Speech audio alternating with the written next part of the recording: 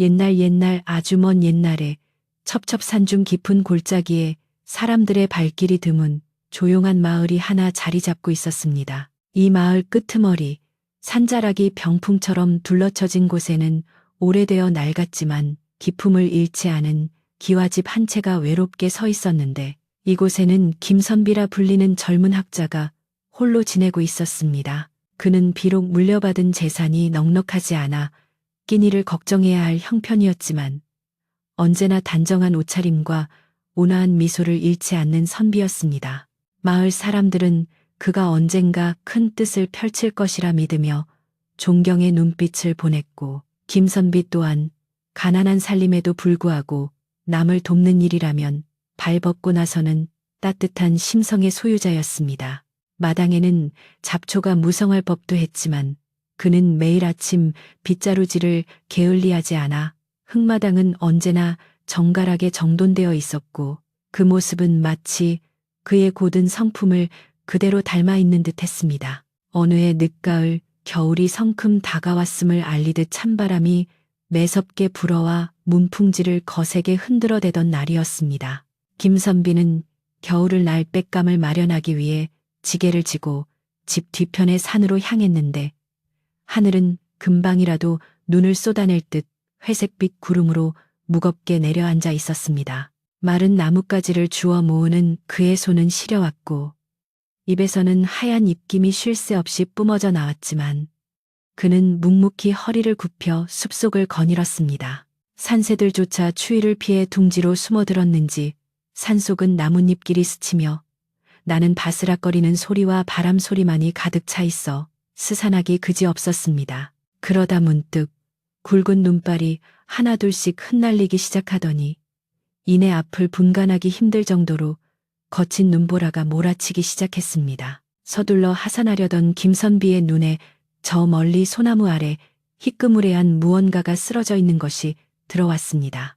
처음에는 눈이 쌓인 바위인가 싶어 지나치려 했으나 묘하게도 그 형상은 사람의 모습을 하고 있어 차마 발길이 떨어지지 않았습니다. 가까이 다가가 보니 얇은 소복을 입은 여인 하나가 눈밭에 쓰러져 신음하고 있었는데 그녀의 옷자락은 붉은 피로 물들어 흰눈 위에 선명한 자국을 남기고 있었습니다.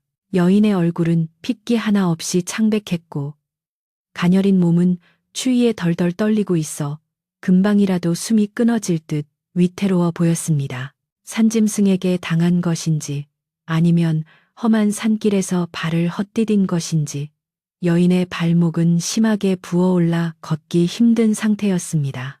김선비는 잠시도 망설이지 않고 지게를 내려놓은 뒤 자신의 겉옷을 벗어 여인의 떨리는 어깨를 감싸 안았습니다. 남녀가 유별한 세상이라지만 사람의 목숨이 경각에 달린 상황에서 예법을 따질 겨를은 없다고 생각했기 때문이었습니다. 여인은 희미하게 눈을 뜨고 김선비를 바라보았으나 고통 때문인지 아무런 말도 하지 못한 채 다시 정신을 잃고 말았습니다. 김선비는 여인을 조심스럽게 등에 업었는데 생각보다 너무나 가벼운 무게에 놀라 잠시 주춤했습니다. 마치 깃털을 업은 듯 혹은 바람을 업은 듯한 기묘한 느낌이 들었으나 그는 서둘러 눈보라를 뚫고 산을 내려오기 시작했습니다. 눈은 점점 더 거세게 몰아쳐 그의 발목을 잡았지만 그는 등 뒤에 업힌 생명을 살려야겠다는 일념 하나로 미끄러운 산길을 묵묵히 걸어 내려왔습니다. 집에 도착한 김선비는 서둘러 사랑방 아랫목에 여인을 눕히고 식어버린 방바닥을 데우기 위해 아궁이에 불을 지피기 시작했습니다. 마른 장작이 타닥타닥 소리를 내며 타오르자 차갑게 식어있던 방 안으로 훈훈한 온기가 퍼져나가기 시작했고 창호지 문틈으로 새어 들어오던 황소바람도 잦아들었습니다. 김선비는 부엌으로 가서 물을 끓이고 집안에 남아있던 귀한 약재들을 찾아내어 정성껏 약을 다렸습니다. 흙으로 빚은 약탕기 안에서 보글보글 끓어오르는 약냄새가 집안 가득 퍼지자 적막하기만 했던 선비의 집에 생기가 도는 듯 했습니다. 그는 따뜻한 물수건을 만들어 여인의 얼어붙은 손과 발을 닦아주며 그녀가 어서 깨어나기를 마음속으로 간절히 빌었습니다.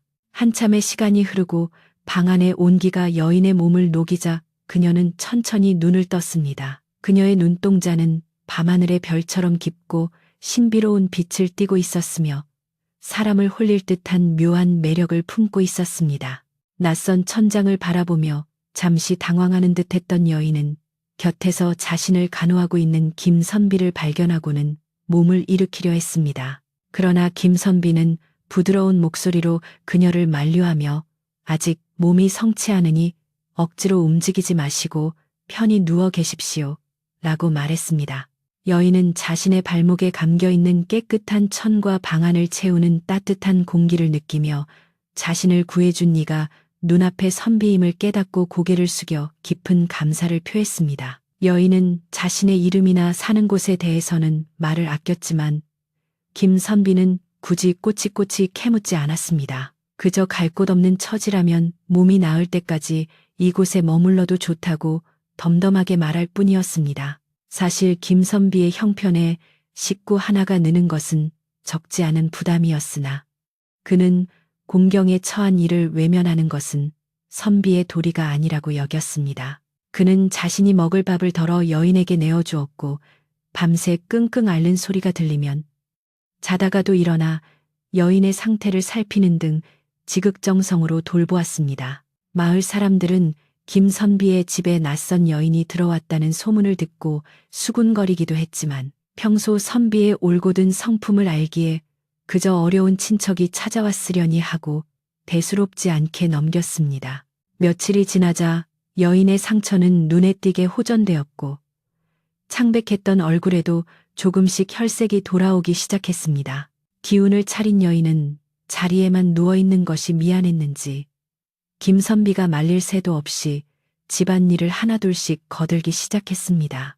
신기하게도 여인의 손길이 닿는 곳마다 묵은 먼지가 털려나가고 낡고 빛바랜 가재 도구들이 마치 새 것처럼 윤기가 흐르기 시작했습니다.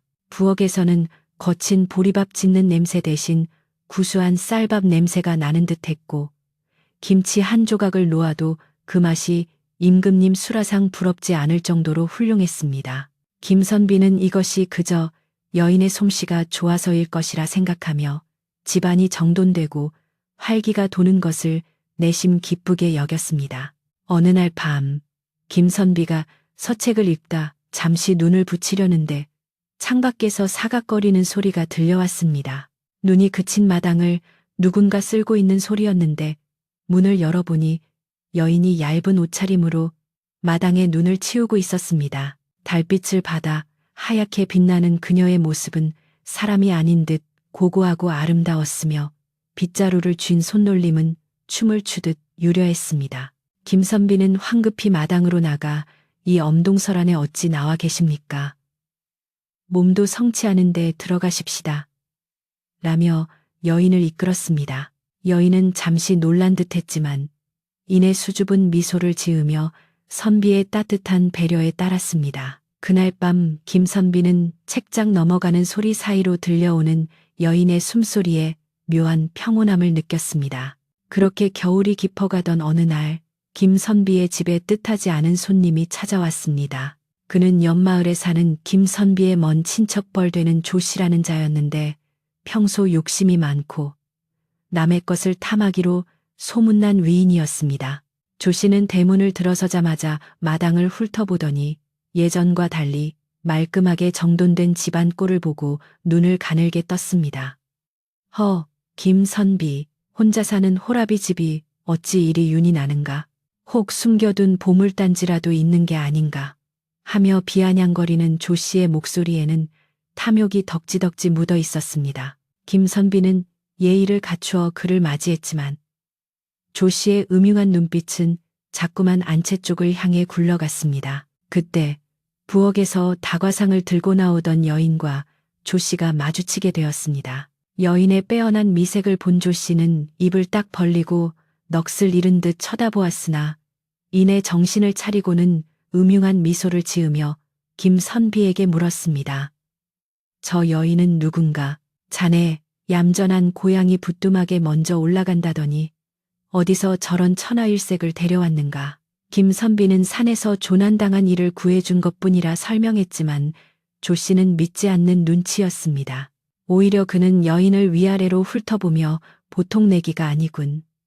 기운이 심상치 않아 라고 중얼거렸는데 그 목소리에는 불길한 기운이 서려 있었습니다. 조 씨는 다과상을 내려놓는 여인의 손을 슬쩍 건드리려다 여인이 재빨리 피하자 무안해진 듯 헛기침을 했습니다. 그는 차를 한 모금 마시고는 김선비에게 본색을 드러냈습니다. 김선비, 자네 이 집과 딸린 텃밭 말일세. 내게 넘기는 게 어떤가? 자네 혼자 관리하기도 벅찰 테고 내가 값을 후하게 쳐줌세. 그것은 오래전부터 조 씨가 노려오던 김선비의 유일한 재산이었습니다. 김선비는 단호하게 고개를 저으며 이 집은 조상 대대로 물려받은 곳이라 함부로 팔 수 없습니다. 라고 거절했습니다. 조 씨는 얼굴을 붉히며 언성을 높였고 집안의 분위기는 순식간에 얼어붙었습니다. 그때 조용히 곁을 지키던 여인이 차분한 목소리로 입을 열었습니다.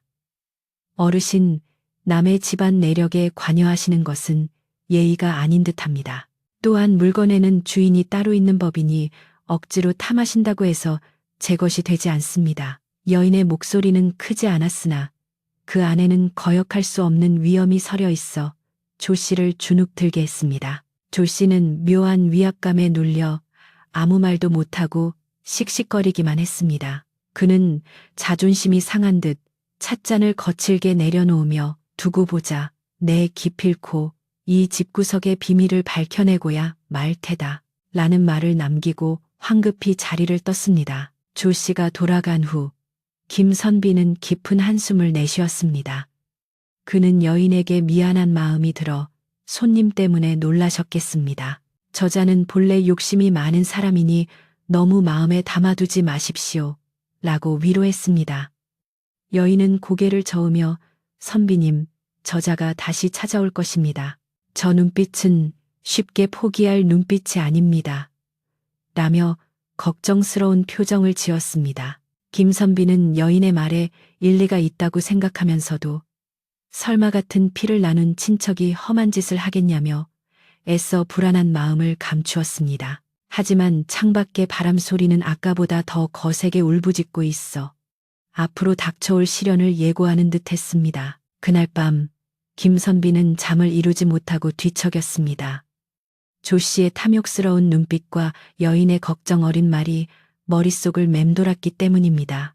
문득 방문에 비친 그림자가 일렁이는 것을 본 그는 여인이 아직 잠들지 않고 깨어있음을 알았습니다. 여인은 방 안에서 무언가를 골똘히 생각하는 듯 그림자조차 미동도 하지 않고 앉아 있었습니다. 김선비는 자신도 모르게 마음속으로 의지하게 된 여인의 존재를 새삼 느끼며 그녀가 단순한 길손이 아님을 직감했습니다. 하지만 그 정체가 무엇이든 자신을 해할 사람이 아니라는 믿음만큼은 확고했습니다. 그는 이 낡은 집과 여인을 지키기 위해 마음을 단단히 먹어야겠다고 다짐하며 긴 겨울밤의 어둠 속으로 눈을 감았습니다. 조 씨가 다녀간 뒤로 며칠 동안은 산속의 고요함만이 선비의 집을 감싸고 돌았습니다. 하지만 그 고요함 속에서도 집안은 하루가 다르게 변해가고 있었는데 그것은 마치 마른 나무에 물이 오르듯 생기가 도는 변화였습니다. 여인의 손길이 닿은 장독대는 반질반질 윤이 났고 구멍이 숭숭 뚫려 찬바람이 드나들던 문풍지는 어느새 꼼꼼하게 발려져 방 안은 한겨울임에도 불구하고 봄날처럼 따스했습니다. 김선비가 입고 다니던 해진 도포 자락도 여인의 바느질 솜씨 덕분에 새 옷처럼 말끔해졌으니 마을 사람들 눈에도 선비의 달라진 모습이 들어오지 않을 리 없었습니다. 차던 선비의 얼굴에 혈색이 돌고 옷매무새가 정갈해지자 마을 우물가에 모인 아낙네들은 쑥덕거리며 선비네 집에 든 여인에 대해 이야기꽃을 피우기 시작했습니다. 그러나 사람들의 입을 타고 도는 이야기가 항상 좋은 쪽으로만 흐르는 것은 아니었습니다. 특히 선비의 집과 땅을 노리고 있던 조 씨는 마을 사랑방을 드나들며 교묘하게 말을 퍼뜨리기 시작했습니다. 그는 곰방대를 탁탁 털며 심각한 표정으로 아무리 봐도 수상해. 그 산골짜기 외딴 집에 젊은 여자가 갑자기 들어앉다니. 그게 어디 보통 사람일 가당키나 한가 하며 사람들의 호기심을 자극했습니다.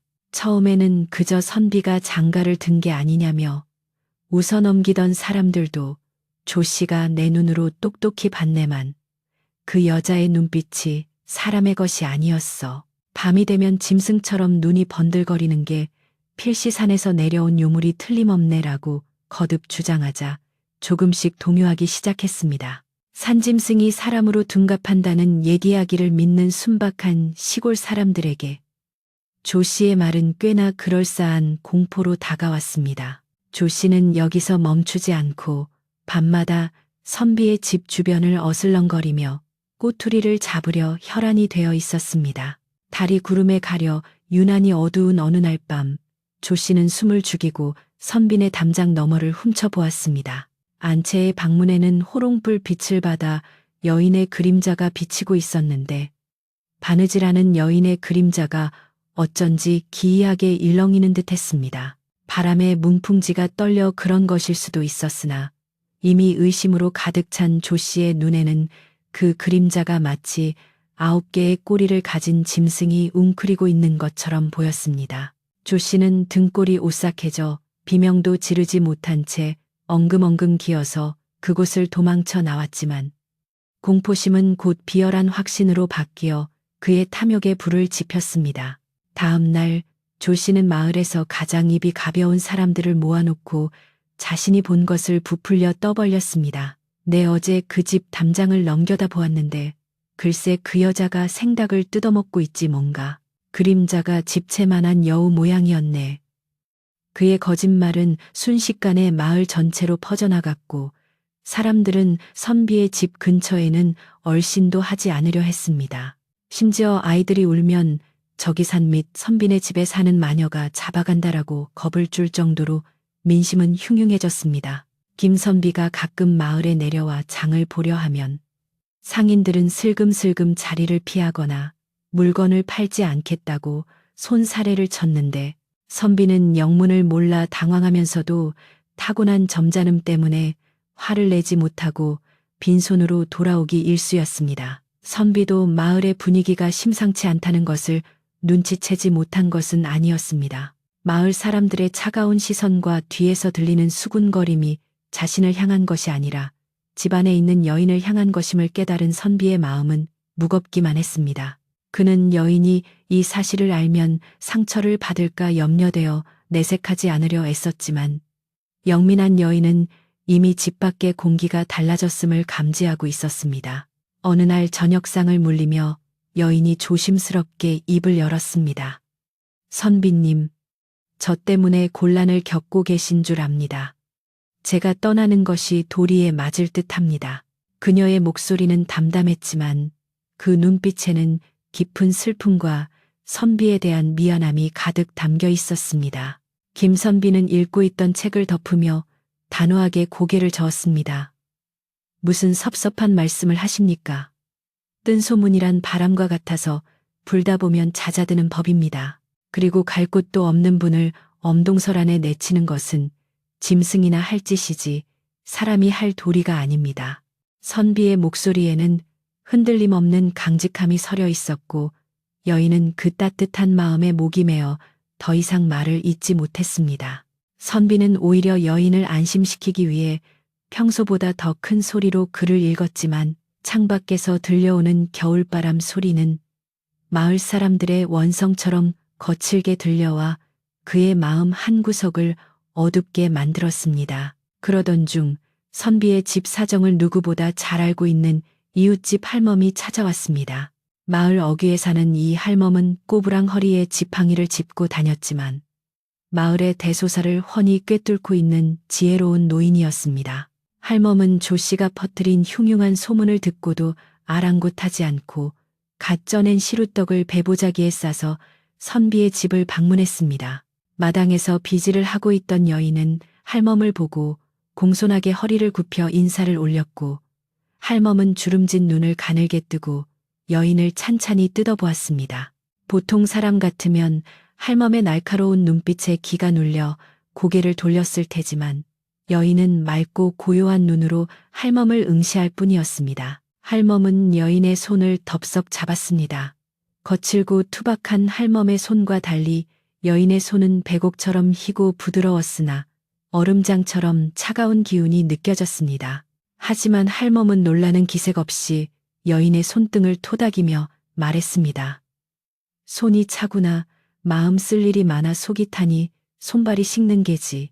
할멈은 여인에게서 풍기는 기운이 일반적인 사람의 것과는 다르다는 것을 본능적으로 느꼈습니다. 하지만 그것은 조 씨가 말하는 요사스럽고 악독한 기운이 아니라 깊은 산속의 맑은 샘물이나 천년 묵은 소나무에서나 느낄 법한 서늘하고 깨끗한 기운이었습니다. 할멈은 여인이 나쁜 마음을 먹고 선비에게 해를 끼칠 존재가 아님을 확신했습니다. 방으로 들어온 할멈은 김선비와 마주 앉아 시루떡을 내놓으며 낮은 목소리로 말했습니다. 김선비, 내 말 잘 듣게나. 마을에 도는 소문은 내 다 알고 있네. 허나 사람을 볼 때는 귀로 듣지 말고 마음으로 보아야 하는 법일세. 할멈은 잠시 뜸을 들이다가 문 밖을 향해 눈짓을 하며 말을 이었습니다. 저 처자가 보통 내기가 아닌 것은 맞네. 허나 꽃에서도 향기가 나고 똥에서도 냄새가 나듯 사람의 기운도 속일 수 없는 법이야. 저 처자에게서는 맑은 향기가 나니 겉모습이나 뜬 소문에 휘둘려 귀한 인연을 내치지 말게. 그것은 선비가 품고 있던 믿음에 확신을 더해주는 든든한 조언이었습니다. 할멈이 돌아가고 며칠 뒤 조 씨는 더 이상 참지 못하고 마을의 장정 몇 명을 대동하여 선비의 집으로 들이닥쳤습니다. 그는 손에 몽둥이를 들고 위협적인 태도로 대문을 발로 차며 고래고래 소리를 질렀습니다. 이복의 김선비, 당장 그 요물을 내놓게. 우리 마을에 화가 미치기 전에 내 손으로 결판을 낼 테니. 마당으로 나온 김선비는 난동을 부리는 조 씨와 그 뒤에 서서 웅성거리는 마을 사람들을 보며 기가 막혔습니다. 평소 온순하던 김선비였지만 자신의 집에 들이닥쳐 행패를 부리는 조 씨의 무례함에는 참을 수 없는 분노를 느꼈습니다. 그는 돛돌 위에 꼿꼿이 서서 호통을 쳤습니다. 내 집에서 이게 무슨 행패인가? 죄 없는 사람을 요물로 몰아세우는 것이 자네가 말하는 정의인가? 조 씨는 선비의 기세에 잠시 주춤했지만 옆에 있는 장정들의 눈을 의식하여 더 크게 소리쳤습니다. 자네가 홀려서 제정신이 아니구먼. 저 여자가 들어오고 나서부터 마을에 흉흉한 일이 생긴다는 걸 모르는가? 저것은 사람이 아니라 여우가 둔갑한 것이야. 조 씨는 억지를 부리며 안채로 밀고 들어가려 했고 선비는 온몸으로 그를 막아섰습니다. 밀고 당기는 몸싸움이 벌어지자 안채 문이 조용히 열리며 여인이 밖으로 나왔습니다. 소란스럽던 마당은 여인의 등장과 함께 찬물을 끼얹은 듯 순식간에 조용해졌습니다. 여인은 아무런 말 없이 서 있었지만 그녀가 뿜어내는 서늘한 기백은 흥분한 장정들을 압도하기에 충분했습니다. 여인은 천천히 조 씨 앞으로 걸어 나갔습니다. 조 씨는 흠칫 놀라 뒷걸음질 쳤지만 여인은 그저 슬픈 눈으로 그를 바라볼 뿐이었습니다.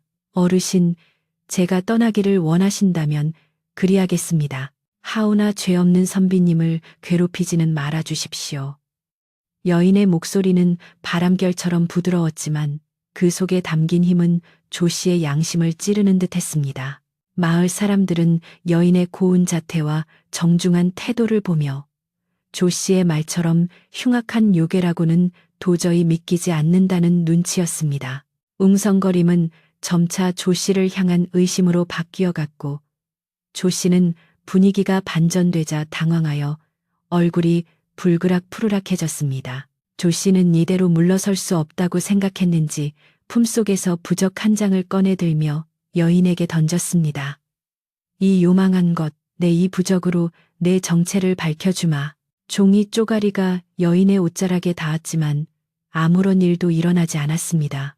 여인은 그저 담담하게 떨어지는 부적을 바라볼 뿐이었고 바람에 날려간 부적은 조 씨의 발 앞에 처량하게 떨어졌습니다. 마을 사람들 사이에서 킥킥거리는 웃음소리가 새어나오자 조 씨는 창피함과 분노로 몸을 떨었습니다. 그는 오늘은 운이 좋았을 뿐이다. 내가 더 용한 무당을 데려와서라도 기필코 네 정체를 밝히고 말 테다. 라고 악글 쓰며 꽁무니를 빼듯 도망쳤습니다. 함께 왔던 장정들도 머쓱해하며 슬금슬금 흩어졌습니다. 소란이 끝난 뒤 마당에는 다시 정적만이 남았습니다. 흩어진 집기들을 정리하는 선비의 뒷모습은 쓸쓸해 보였고 그를 바라보는 여인의 눈가는 젖어 있었습니다. 선비는 여인에게 다가가 놀라셨지요.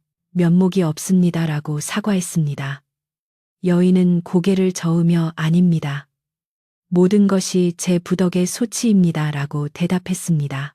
두 사람은 서로를 위로하며 말없이 마당을 치웠지만 이 평화가 오래가지 않을 것임을, 그리고 조 씨가 더 큰 계략을 꾸며 다시 찾아올 것임을 직감하고 있었습니다. 하늘에서는 다시금 눈발이 굵어지기 시작했고 눈 내리는 소리가 사각사각 귓가를 때리며 다가올 위기를 예고하는 듯 했습니다. 그날 밤 김선비는 잠자리에 들었으나 쉬이 잠들지 못했습니다.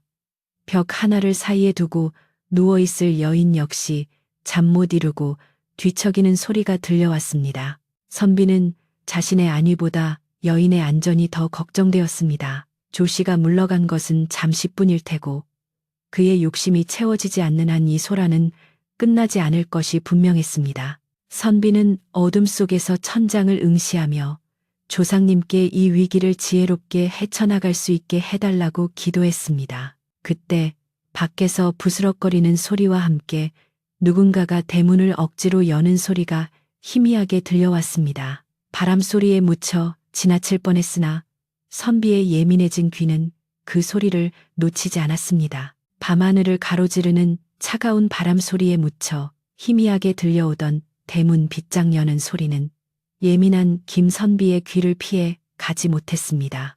그는 자리에서 벌떡 일어나 호롱불을 켤 새도 없이 방문을 열고 뗏마루로 나섰는데 어둠이 짙게 깔린 마당에는 누군가의 그림자가 웅크린 채 사랑채 쪽으로 살금살금 움직이고 있는 것이 보였습니다. 도둑이 든 것이 분명하다 생각한 김선비는 헛기침을 크게 한 번 하고는 누구냐. 이 야심한 밤에 남의 집 담을 넘는 자가 라고 호통을 쳤습니다. 그러자 그림자는 소스라치게 놀라 비틀거렸고 당황하여 허둥지둥하는 꼴이 낯설지 않았습니다. 구름 사이로 달이 잠시 얼굴을 내밀자 드러난 그자의 얼굴은 다름 아닌 조 씨였습니다. 조 씨는 도둑질을 하려다 들켰음에도 불구하고 얼굴색 하나 변하지 않고 오히려 당당하게 허리를 펴며 김선비를 노려보았습니다. 그는 뻔뻔하게도 내 이 집에 요물이 숨어 있다는 확신이 들어 잠을 잘 수가 있어야지. 자네가 홀려서 집안을 말아먹고 있을까봐 내 눈으로 확인하러 온 걸세. 라며 말도 안 되는 변명을 늘어놓았습니다. 하지만 그의 시선은 자꾸만 김선비의 서재 문고리를 향하고 있었고 손에는 자루 하나가 들려 있어 그 속셈이 뻔히 보였습니다. 김선비는 기가 막혀 말이 나오지 않을 지경이었으나 침착함을 유지하며 남의 집을 밤손님처럼 드나드는 것이 친척으로서 할 도리입니까? 당장 돌아가시오라고 점잖게 타일렀습니다. 그러나 조 씨는 물러서기는커녕 오히려 적반하장으로 목소리를 높이며 마당에서 행패를 부리기 시작했습니다. 이보게, 내가 자네를 구해주려고 이러는 거야. 저 방 안에 있는 여우가 자네의 정기를 빨아먹고 집문서까지 훔쳐 달아나려고 한다니까.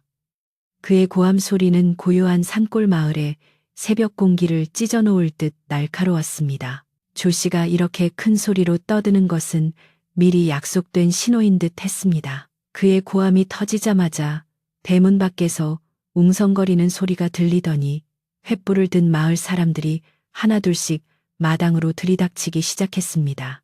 조 씨는 마을 사람들을 선동하여 이 소란을 틈타 자신의 목적을 달성하려는 치밀한 계략을 꾸며 놓았던 것입니다. 횃불의 붉은 불빛이 마당을 대낮처럼 환하게 비추자 잠옷 바람에 김선비와 씩씩거리는 조 씨, 그리고 불안한 눈빛의 마을 사람들이 한데 뒤엉켜 아수라장이 되었습니다.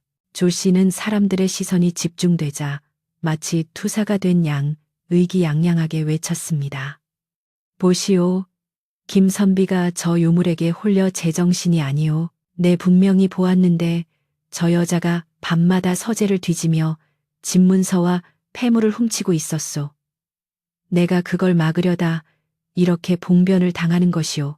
사람들은 조 씨의 거짓 연기에 속아 수군거리며 김선비를 의심의 눈초리로 바라보았습니다. 선비는 억울함에 입술을 깨물었지만 흥분한 군중 앞에서는 어떤 말도 통하지 않을 것 같았습니다. 그때 조 씨는 혼란스러운 틈을 타 재빠르게 서재 안으로 뛰어들어갔습니다. 그는 책장 구석에 숨겨져 있던 작은 나무 상자를 찾아내고는 회심의 미소를 지었습니다. 그것은 김선비가 소중히 보관해 오던 집문서와 얼마 되지 않는 전 재산이 들어있는 상자였습니다. 조 씨는 상자를 품에 안고 밖으로 나오며 이것 보시오. 내가 말하지 않았소. 저 여자가 이걸 훔쳐가려고 싸놓은 것을 내가 찾아왔소. 라고 거짓말을 했습니다. 그는 마치 영웅이라도 된 것처럼 상자를 높이 쳐들었지만 그의 탐욕스러운 눈빛만큼은 감출 수 없었습니다. 마을 사람들은 웅성거리며 선비에게 해명을 요구했고 상황은 걷잡을 수 없이 악화되어만 갔습니다. 바로 그 순간 안채의 방문이 소리 없이 열리며 여인이 밖으로 걸어 나왔습니다. 그녀는 하얀 소복 차림에 머리를 단정하게 빗어 넘긴 모습이었는데 횃불의 일렁임 속에서도 흔들리지 않는 고고한 자태를 뽐내고 있었습니다. 여인이 등장하자 시끄럽게 떠들던 사람들의 입이 일제히 다물어졌고 마당에는 기이한 침묵이 감돌았습니다. 그녀의 주변으로는 왠지 모를 서늘한 바람이 휘감고 도는 듯하여 횃불들이 파르르 떨며 빛을 잃어가는 것만 같았습니다. 여인은 천천히 조 씨를 향해 걸어가며 나지막하지만 또렷한 목소리로 말했습니다. 어르신, 손에 들고 계신 것이 진정 제가 훔치려던 물건입니까? 아니면 어르신께서 탐내시던 물건입니까? 조 씨는 여인의 기세에 눌려 잠시 주춤했지만 이미 손에 넣은 물건을 놓칠 수 없다는 생각에 악을 쓰며 대들었습니다. 요망한 것, 네가 훔치려던 것을 내가 막은 것이다. 어디서 감히 말대꾸냐. 그는 상자를 더욱 꽉 껴안으며 뒷걸음질 쳤습니다. 여인은 슬픈 듯한 미소를 지으며 조 씨를 응시했습니다. 하늘이 보고 땅이 듣고 있습니다. 거짓은 잠시 눈을 가릴 수 있으나 마음까지 가릴 수는 없는 법입니다. 그 상자가 진정 누구를 따르는지 보시지요.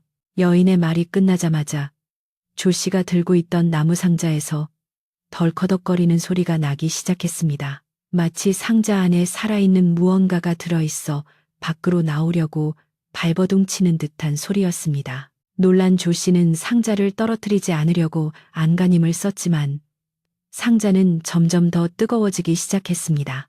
처음에는 따뜻한 정도였으나 순식간에 불덩이처럼 달아올라 조 씨는 비명을 지르며 상자를 바닥에 내동댕이 칠 수밖에 없었습니다. 아 뜨거, 이게 뭐야, 요술이다. 저 여우가 요술을 부린다. 조 씨는 화상을 입은 듯 빨개진 손을 호호 불며 방방 뛰었습니다. 바닥에 떨어진 상자는 뚜껑이 열리며 그 안에 들어있던 집문서와 엽전 몇 덤이 쏟아져 나왔습니다. 그런데 신기하게도 쏟아져 나온 물건들은 조 씨 쪽이 아닌 김선비의 발밑으로 굴러가 얌전하게 멈추어 섰습니다.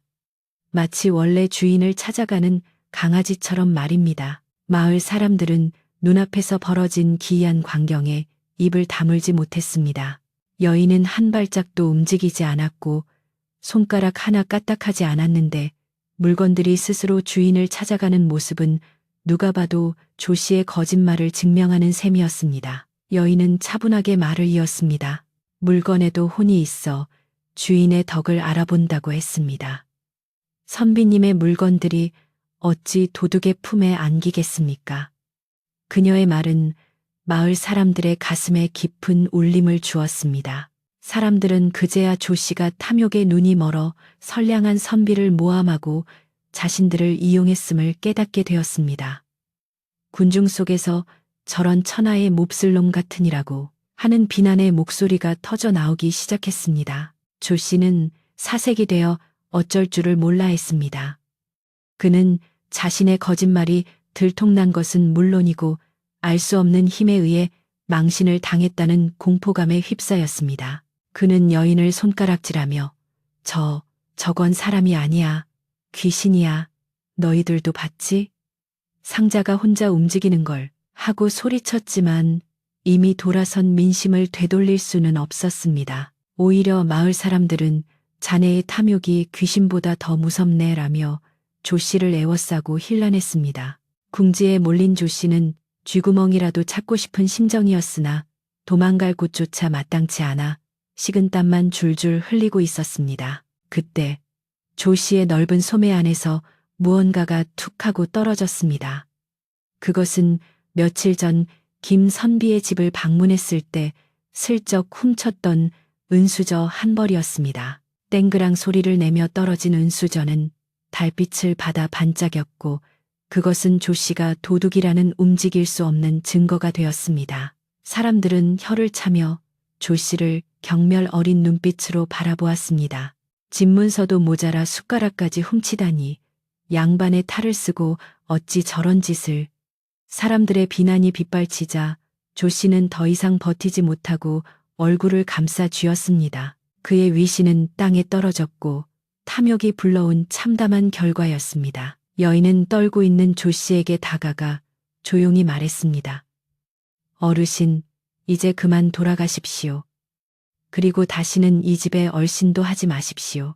만약 또다시 선비님을 괴롭히거나 욕심을 부리신다면 그때는 그 손이 아니라 마음이 불타오르게 될 것입니다. 여인의 눈동자는 붉은 빛이 감도는 듯 신비롭게 빛났고 그 눈을 정면으로 마주한 조 씨는 온몸의 털이 곤두서는 공포를 느꼈습니다. 그는 아이고 나 살려라. 다시는 안 오겠소. 네 다시는 하고 비명을 지르며 뒤도 돌아보지 않고 대문 밖으로 내달렸습니다. 어두운 산길로 도망치는 그의 뒷모습은 처량하기 그지없었습니다. 조 씨가 도망치고 나자 마당에는 다시 평온이 찾아왔습니다. 횃불을 든 마을 사람들은 머쓱한 표정으로 김선비에게 다가와 고개를 숙였습니다. 선비님, 우리가 저자의 간교한 혀에 속아 큰 결례를 범했습니다. 부디 용서해 주십시오. 촌장을 비롯한 마을 사람들은 진심으로 사죄했고 김선비는 너그러운 미소로 그들을 용서했습니다. 오해가 풀렸으니 다행입니다. 밤이 늦었으니 어서들 돌아가 편히 쉬십시오. 선비의 덕망 높은 태도에 사람들은 다시 한번 감복하며 흩어진 물건들을 정리해주고 조용히 집으로 돌아갔습니다. 모두가 떠나고 텅 빈 마당에는 김선비와 여인 단둘만이 남았습니다. 타닥타닥 타오르던 횃불들이 사라지자 마당은 다시 은은한 달빛으로 채워졌습니다. 김선비는 여인을 바라보며 깊은 한숨과 함께 안도의 숨을 내쉬었습니다. 부인 덕분에 큰 화를 면했습니다. 정말 고맙습니다. 선비의 말에 여인은 고개를 저으며 쓸쓸한 미소를 지었습니다. 아닙니다. 모든 것이 선비님의 덕입니다. 하지만 김선비는 알고 있었습니다. 방금 전 일어난 일들은 사람의 힘으로 설명할 수 없는 기이한 일이었음을, 그리고 자신의 곁에 있는 이 여인이 평범한 사람이 아니라는 것을 이제는 확신할 수 있었습니다. 하지만 선비에게 여인의 정체는 중요하지 않았습니다. 그녀가 구미호이든 산신령이든 혹은 귀신이든 상관없었습니다. 중요한 것은 그녀가 자신을 위해 위험을 무릅쓰고 나섰으며 그 마음이 누구보다 따뜻하고 진실하다는 사실이었습니다. 선비는 떨고 있는 여인의 어깨에 자신의 겉옷을 벗어 덮어주었습니다. 밤바람이 찹니다. 그만 들어가지요.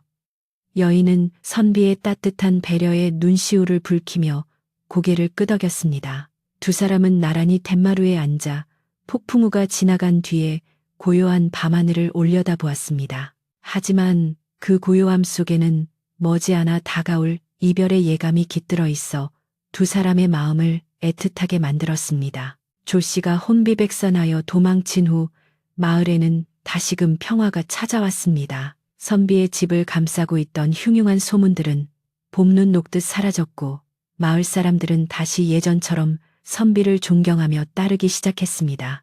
그날 밤의 기이한 일은 사람들의 입을 통해 전설처럼 번져나갔지만 누구도 여인을 해코지하거나 두려워하지 않았습니다. 오히려 선비의 덕망과 여인의 신비로운 힘이 마을을 지켜주고 있다고 믿게 되었기 때문입니다. 하지만 집안의 평온함과는 달리 김선비의 마음 한구석에는 다가올 이별에 대한 예감이 짙게 드리워져 있었습니다. 마당에 쌓여있던 눈이 녹아 처마 끝에서 물방울이 되어 떨어지는 소리가 들릴 때마다 선비는 여인의 시간이 얼마 남지 않았음을 직감했습니다. 겨울이 가고 봄이 오는 것은 자연의 섭리였지만 이번 봄은 선비에게 유독 아쉽고 쓸쓸하게 느껴졌습니다. 여인은 여전히 정성으로 선비를 모셨으나 그녀의 눈빛은 예전보다 훨씬 깊고 그윽해져 먼 산을 바라보는 일이 잦아졌습니다. 어느 날 여인은 마당 구석에 있는 우물가를 한참 동안 서성이다가 물을 길어 올리는 대신 자신의 얼굴을 비춰보며 깊은 생각에 잠겨 있었습니다. 달빛이 유난히 밝은 밤이면 그녀는 금마루에 앉아 밤하늘을 올려다 보았는데 그 뒷모습이 너무나 투명하고 아련하여 금방이라도 달빛 속으로 쓰러질 것만 같았습니다. 김선비는 그런 여인을 볼 때마다 가슴이 저릿해왔지만 그녀를 붙잡는 것이 욕심임을 알기에 아무 말 없이 곁을 지킬 뿐이었습니다. 사람과 사람 사이의 인연이 아니기에 때가 되면 보내주는 것이 서로를 위한 최선의 배려라 여겼던 것입니다. 마침내 보름달이 휘영청 밝게 떠올라 온 세상을 대낮처럼 비추던 밤이었습니다. 여인은 평소보다 더욱 정갈하게 옷을 차려입고 김선비의 서재로 들어와 다과상을 내려놓았습니다. 향긋한 차 향기가 방안을 가득 채웠지만 두 사람 사이에는 무거운 침묵만이 흘렀습니다. 여인은 단정하게 무릎을 꿇고 앉아 선비를 향해 큰 절을 올렸습니다. 김선비가 놀라 이게 무슨 일이시오, 일어나시오 라고 말했지만 여인은 고개를 들지 않은 채 떨리는 목소리로 입을 열었습니다. 선비님, 이제 제가 떠나야 할 시간이 되었습니다. 그동안 베풀어 주신 은혜는 죽어서도 잊지 못할 것입니다. 그녀의 목소리에는 깊은 슬픔과 감사가 함께 묻어났습니다. 김선비는 잠시 찻잔을 만지작거리다 조용히 내려놓으며 말했습니다. 이미 짐작하고 있었습니다. 부인이 평범한 사람이 아니라는 것은 처음 만났을 때부터 느꼈으니까요. 선비의 담담한 말에 여인은 고개를 들어 선비를 바라보았습니다. 그녀의 눈가에는 눈물이 고여 달빛을 받아 보석처럼 반짝였습니다. 저는 사실 이 뒷산에 사는 구미호입니다. 천년을 수련하여 승천하려 하였으나 사냥꾼의 화살을 맞고 죽을 위기에 처했던 것을 선비님께서 구해주신 것입니다. 여인은 숨겨왔던 자신의 정체를 밝혔습니다. 보통 사람이라면 구미호라는 말에 기겁을 하고 도망쳤겠지만 김선비는 그저 고개를 끄덕이며 따뜻한 미소를 지어 보였습니다. 미물이든 사람이든 생명의 무게는 같은 법입니다. 부인이 구미호라 한들 저에게 보여주신 정성과 마음은 변함없는 진실이 아닙니까? 선비의 말은 여인의 가슴을 울렸습니다. 인간들은 구미호를 사람의 간을 빼먹는 요물이라며 두려워하고 혐오했지만 이 선비만은 자신을 있는 그대로의 존재로 받아들여준 유일한 사람이었습니다. 여인은 눈물을 흘리며 말했습니다. 인간 세상에 머물며 선비님의 곁을 지키고 싶었으나 미물인 제가 인간과 어울려 살면 결국 선비님께 해가 될 것입니다. 조씨와 같은 일이 또 생기지 않으리란 법이 없으니 이제 저는 본연의 자리로 돌아가야 합니다. 그것은 선비를 위한 여인의 마지막 배려이자 사랑이었습니다. 김선비는 여인의 뜻을 꺾을 수 없음을 알았습니다. 그는 자리에서 일어나 여인의 손을 잡았습니다. 그녀의 손은 처음 만났을 때처럼 차가웠지만 그 안에 담긴 마음만은 누구보다 따뜻했습니다. 부디 몸조심하시오. 어디에 있든 내 그대의 안녕을 빌겠소. 선비의 따뜻한 작별 인사에 여인은 환하게 웃어 보였습니다. 그 미소는 세상의 어떤 꽃보다도 아름답고 슬펐습니다. 여인은 다시 한번 깊이 허리를 숙여 인사를 한 뒤 방문을 열고 마당으로 나갔습니다. 달빛이 쏟아지는 마당 한가운데에 선 여인은 천천히 하늘을 향해 고개를 들었습니다. 그러자 그녀의 몸 주변으로 하얀 안개가 피어오르기 시작했습니다. 안개는 점점 짙어져 여인의 형체를 감싸 안았고 그 속에서 신비로운 푸른 빛이 뿜어져 나왔습니다. 김선비가 눈을 가늘게 뜨고 바라보자 안개 속에서 9개의 꼬리를 가진 아름다운 여우의 실루엣이 언뜻 보였습니다. 여우는 선비를 향해 마지막으로 고개를 숙여 예를 표하더니 이내 한 줄기 빛이 되어 밤하늘 저편으로 날아올랐습니다. 선비는 빛이 사라진 밤하늘을 하염없이 바라보며 서 있었습니다. 마당에는 여인이 남기고 간 은은한 향기만이 남아 그녀가 이곳에 머물렀음을 증명하고 있었습니다. 선비는 텅 빈 마당이 너무나 크게 느껴져 가슴이 뻥 뚫린 듯 했지만 슬픔 대신 찾아온 것은 기이한 평온함이었습니다. 다음 날 아침 잠에서 깬 김선비는 습관처럼 마당을 쓸기 위해 빗자루를 들고 나갔습니다. 그런데 우물가에 전에 없던 작은 나무 한 그루가 심어져 있는 것이 보였습니다. 가까이 다가가 보니 그것은 잎이 푸르고 줄기가 단단한 산수유 나무였습니다. 아직 꽃이 필 시기가 아니었음에도 불구하고 그 나무에는 노란 꽃망울이 맺혀 있어 보는 이의 마음을 화사하게 만들었습니다. 김선비는 직감적으로 그것이 여인이 남기고 간 선물임을 알았습니다. 떠나면서도 나를 위해 이런 벗을 남겨주었구나. 선비는 나무를 쓰다듬으며 여인을 그리워하는 마음을 달랬습니다. 나무에서는 여인에게서 나던 그 맑고 깨끗한 향기가 나는 듯 했습니다. 세월이 흘러 김선비는 나이가 들어 백발이 성성한 노인이 되었습니다. 그동안 선비의 집은 마을에서 가장 덕막 높고 평화로운 곳으로 소문이 자자했습니다. 조 씨가 탐냈던 낡은 기와집은 세월의 흔적을 고스란히 간직한 채 더욱 고풍스러워졌고 선비의 학식과 인품을 흠모하는 제자들이 끊임없이 찾아와 글 읽는 소리가 담장을 넘었습니다. 선비는 평생 혼인하지 않고 홀로 살았지만 결코 외로워 보이지 않았습니다. 그의 곁에는 언제나 우물가의 산수유나무가 든든하게 서 있었기 때문입니다. 그 나무는 해가 갈수록 무럭무럭 자라나 여름이면 시원한 그늘을 만들어주고 가을이면 붉은 열매를 가득 맺어 선비의 눈을 즐겁게 해주었습니다. 마을 사람들은 그 나무를 선비나무 또는 여우나무라고 불렀습니다. 신기하게도 마을에 전염병이 돌거나 흉년이 들 때면 이 나무가 밤새 빛을 내며 마을의 나쁜 기운을 막아준다는 소문이 돌았습니다. 실제로 선비의 집 주변은 언제나 맑은 기운이 감돌았고 마을 사람들은 이것이 은혜 갚은 구미호가 남긴 신비한 힘 덕분이라 믿었습니다.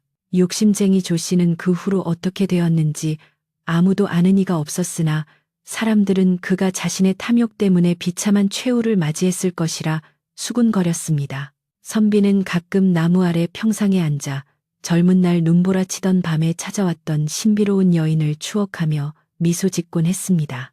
어느 따스한 봄날 선비는 나무 아래서 책을 읽다가 스르르 잠이 들었습니다. 꿈속에서 그는 다시 젊은 시절로 돌아가 있었고 눈앞에는 그토록 그리워하던 여인이 하얀 소복을 입고 환하게 웃으며 서 있었습니다. 선비님, 그동안 평안하셨습니까? 여인의 목소리는 여전히 고운 방울소리 같았습니다.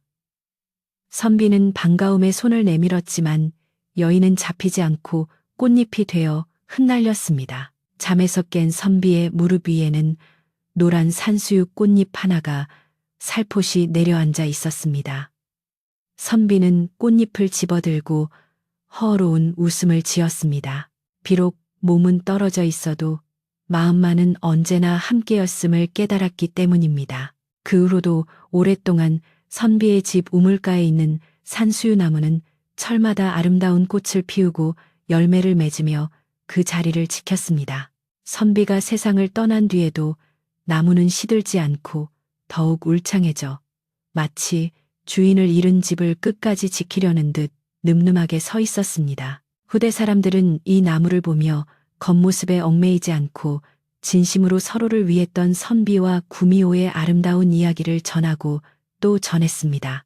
그 이야기는 바람을 타고 산을 넘고 강을 건너 오늘날까지도 우리들의 귓가에 잔잔하게 들려오고 있습니다. 이제 밤이 깊어 산골 마을의 등불도 하나둘 꺼지고 풀벌레 소리만이 자장가처럼 들려옵니다. 김선비의 따뜻한 마음과 구미호의 신비로운 은혜 갚음 이야기는 여기서 끝이 납니다. 착한 마음은 언젠가 반드시 복으로 돌아오고 진실한 인연은 시간과 공간을 초월하여 이어진다는 것을 기억하며 편안한 밤 보내시길 바랍니다.